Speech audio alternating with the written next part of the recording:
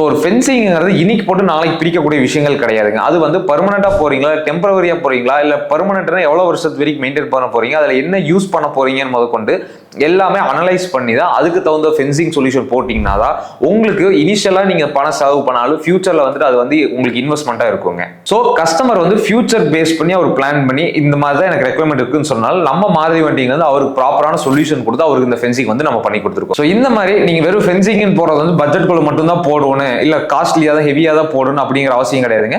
உங்களுக்கு என்ன ரெக்யர்மெண்ட் இருக்குது, நீங்க டெம்பரவரி ஒரு 3 வருஷம் 4 வருஷம் கழிச்சு வீடு கட்ட போறா நீங்க பட்ஜெட் ஃபென்ஸ் போலாம்.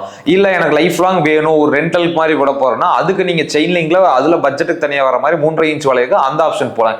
இல்ல இதுதான் என்னோட பெர்மனன்ட் சொல்யூஷனே, சோ இதை விட்டு நான் மாத்த போறது இல்ல, இந்த ஃபென்சிங் மட்டும் தான் லைஃப் லாங் இருக்க போகுதுன்னா அதுக்கு நீங்க இன்னும் ஹெவியான ப்ராப்பரான ஒரு ஃபென்சிங் பண்றதுக்கு ஆப்ஷன்ஸ் இருக்குங்க. சோ கிட்டத்தட்ட 3 to 4 வெரைட்டி ஆஃப் வந்து ஃபென்சிங் வந்து நம்ம மாருதி வண்டிகளை சஜஸ்ட் பண்ணி கொடுப்போங்க. தரமான கம்பி வேலி வாங்க நம்ம மாருதி வயர் நெட்டிங்க்கு வாங்க.